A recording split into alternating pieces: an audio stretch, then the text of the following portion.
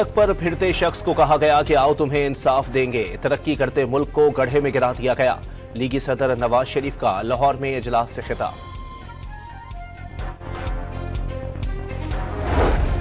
चीन से ताउन के मुआहदों की मफाहमती याददाश्त पर अमल दरामद में तातुल बर्दाश्त नहीं।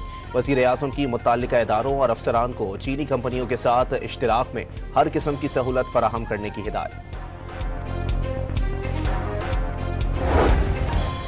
एमक्यूएम पाकिस्तान का वज़ीर आज़म से कराची में बिजली की लोड शेडिंग का नोटिस लेने का मुतालबा। शदीद गर्मी और हब्स में लोड शेडिंग से मरीजों को भी सख्त मुश्किलात हैं। वज़ीर आज़म से शिकायत। और बलोचिस्तान के मुख्तलिफ शहरों में तूफानी बारिशों से सैलाबी सूरत हाल। कराची में भी सख्त गर्मी के बाद बादल बरस पड़े। पंजाब में 22 से 25 जुलाई तक मजीद बारिशों का अलर्ट जारी।